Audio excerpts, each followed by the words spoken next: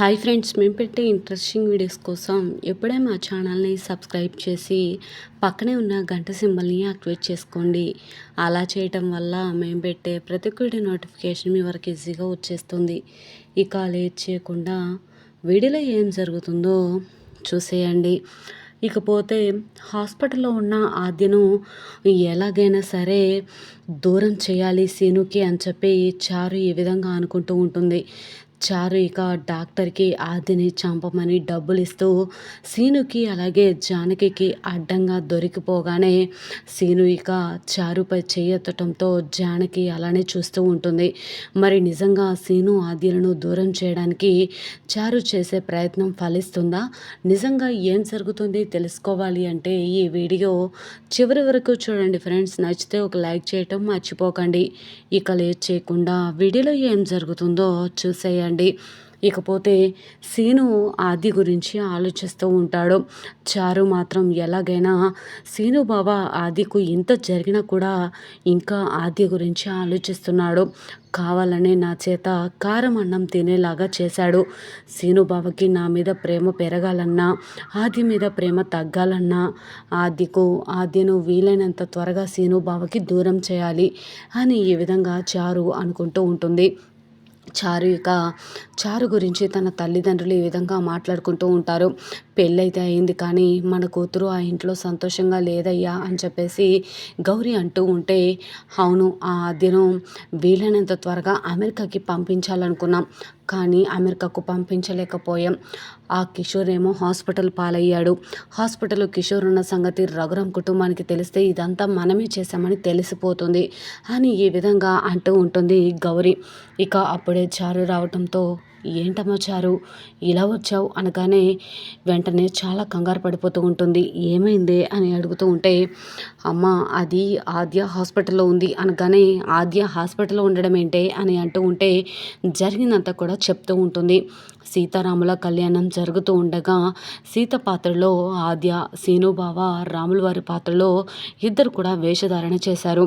నేను కావాలనే ఆద్యని మంటలోకి తోశానమ్మా అన్న నిజాన్ని చెప్పడంతో ఒక్కసారిగా షాక్ అయిపోతారు చారు తల్లిదండ్రులు.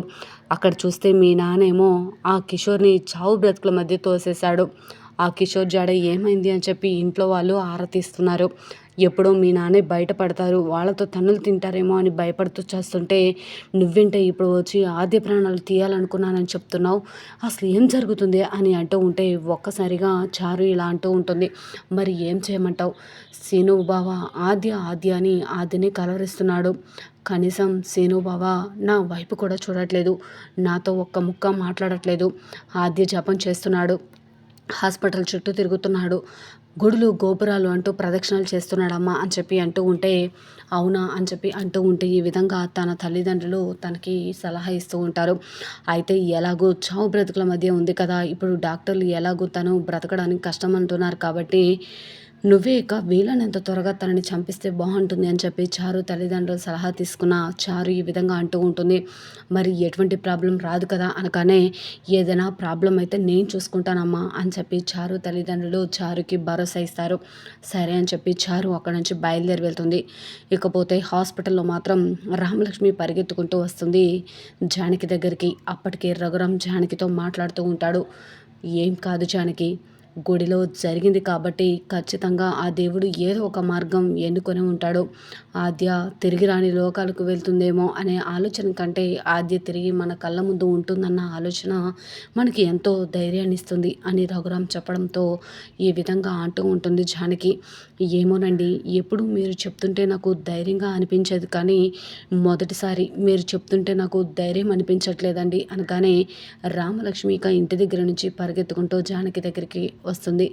ఏంటమ్మా ఏమైంది, ఆదికి ఏమైందమ్మా అనగానే, ఆద్య ఇక మనకి దక్కదేమో అనిపిస్తుంది రామా అనగానే, ఏంటమ్మా అలా మాట్లాడుతున్నావు, అంత జరగనని ప్రమాదం ఆదికు ఏం జరిగిందమ్మా అని అంటూ ఉంటే, అవునమ్మా డాక్టర్లు అదే చెప్తున్నారు కానీ మీరు ఇక ఎక్కువగా ఆలోచించకండి అని చెప్పి అంటూ ఉంటే నర్స్ వచ్చి అప్పుడే టాబ్లెట్స్ తీసుకురమ్మనగానే రఘురామ్ ఇక టాబ్లెట్ల కోసం వెళ్తాడు. వెంటనే ఇక జానకి ఈ విధంగా అంటూ ఉంటుంది. నీకు అలాగే ఆ సౌరేసరికి పెళ్లి చేయాలని గుడిలో నన్ను మీ నాన్నతో మాట్లాడమని ఆది ఎంతో ప్రోత్సహించింది. తీరా నేను మాట్లాడేసరికి మీ నాన్న అక్కడి నుంచి వెళ్ళిపోయారు. ప్రశాంత్ ఇక జరిగిందంతా వినేశాడు అంతా కూడా చెప్తూ ఉంటే ఈ విధంగా అంటూ ఉంటుంది రామలక్ష్మి. ఆయనను నేనే వద్దనుకుంటున్నానమ్మా. నువ్వు ఆయన గురించి ఏమీ నాన్న దగ్గర మాట్లాడాల్సిన అవసరం లేదు. నువ్వు ఇదంతా మర్చిపో అని అంటూ ఉంటే మా మా బాధ కోసం మేం బాధపడతామని చెప్పి మీ ప్రాణాలను త్యాగం చేయడం ఏంటమ్మా అని అంటూ ఉంటే, లేదమ్మా నువ్వు ఇంతటితో ఈ విషయాన్ని వదిలేస్తే బాగుంటుంది అని చెప్పి గట్టిగా వార్నింగ్ ఇస్తూ ఉంటుంది. ఇప్పుడు జానకి ఏమైందమ్మా ఎందుకు అలా మాట్లాడుతున్నావు అనగానే, ఏం లేదమ్మా నేను నాన్న చూసిన సంబంధమే చేసుకుంటాను. నాన్న సంతోషం తప్ప నాకు మరొకటి లేదమ్మా అని చెప్పి ఈ విధంగా అంటూ ఉంటుంది రామలక్ష్మి. జానకి బాధపడుతూ ఉంటుంది. ఇకపోతే సీను మాత్రం ఆద్యకు జరిగింది గుర్తు చేసుకుంటూ బాధపడుతూ ఉంటే చారు వచ్చి ఇలా అంటూ ఉంటుంది. ఏంటి బావా నువ్వు ఇంకా జరిగిన దాని గురించి ఆలోచిస్తున్నావా? ఆద్య కోరుకుంటుందిలే ఎందుకు బాధపడుతున్నావు అనగానే, నీకెందుకు నువ్వు బయటకు వెళ్ళే ముందు నాకు కొంచెం ప్రశాంతత కావాలి అని చెప్పి సీను అంటూ ఉంటాడు. నీకు ప్రశాంతత కావాలి కదా బావా, నేను నీ దగ్గరికి వస్తేనే నువ్వు చిరాకు పడుతున్నావు కదా. ఆద్య అయితే నీకు చాలా సంతోషంగా ఉంటుంది కదా. ఆ ఆద్యని నీకు దూరం చేయడానికి చూస్తున్నాను బావా. వీలైనంత త్వరగా దాన్ని నీకు దూరం చేస్తాను. అప్పుడు నువ్వు నా వెంట ఎలా తిరగవో నేను కూడా చూస్తాను. దాన్ని చూసుకొని మురిసిపోతున్నావు కదా. ఇప్పటికీ దాన్ని మంటల్లో నెట్టింది నేనే అని తెలియక నువ్వు ఇలా ఉన్నావు. లేదా నేనే అని తెలిస్తే నా ప్రాణాలనే తీస్తావు కదా అని చెప్పి ఈ విధంగా చారు అంటూ ఉంటుంది. వెంటనే ఇక సీను వెళ్తావా వెళ్ళవా అని చెప్పి చారును గద్దిగానే చారు ఇక వెళ్ళిపోతుంది. ఇకపోతే పద్మ పార్వతి దగ్గర మాట్లాడుతూ ఉంటుంది చారు. చూసారా అత్తయ్య, సీను బావ కనీసం నాతో మాట్లాడడానికి కూడా ఇష్టపడట్లేదు. ఆద్య ఆద్య అంటూ ఆద్య జపమే చేస్తున్నాడు అనగానే, సరేలే చారు వదిలేవే, ఎంతైనా ప్రేమించాడు కదా, తనకి ఎంతో కొంత ప్రేమ ఉంటుందిలే అనగానే, అంటే ఏంటి వాళ్ళిద్దరి ప్రేమ గొప్పదైతే నా ప్రేమ ఏంటి? సీను బావకి నా మీద ప్రేమ లేదా ఏంటి? ఎంతో ఇష్టపడి సీను బావకు పెళ్లి చేసుకోవడానికి మీకు ఎన్నో డబ్బులు దానం చేసి ఎంతో బంగారం మీకు ఇచ్చి నేను సీను బావని పెళ్లి చేసుకున్నాను అని చెప్పి గట్టిగా వాదిస్తూ ఉంటుంది. వెంటనే ఇక ఈ విధంగా అంటూ ఉంటుంది చారు. సరేలే కానీ నేను వెళ్తున్నాను అనగానే, ఎక్కడికి అని చెప్పి అంటూ ఉంటే, వచ్చాక చెప్తాను, చాలా సంతోషపడే వార్తని మోసుకొస్తాను అని చెప్పి చారు బయటకు వెళ్తుంది. ఇకపోతే ఆదిని ఉంచిన హాస్పిటల్లోనే కిషోర్ కూడా ఉన్నాడు కాబట్టి అది చూసిన చారు షాక్ అయిపోతుంది.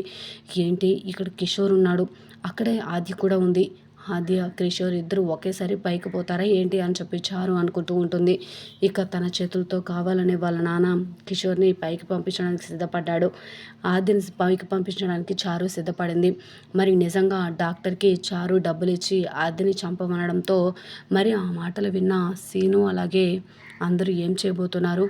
నిజంగా చారు ఇక ఆద్య ప్రాణాలు తీయడానికి సిద్ధపడిందా? అది తెలుసుకున్న సీను చారు చంప పగలగొట్టాడా? నిజంగా ఏం జరుగుతుంది అన్నది చూడాల్సిందే.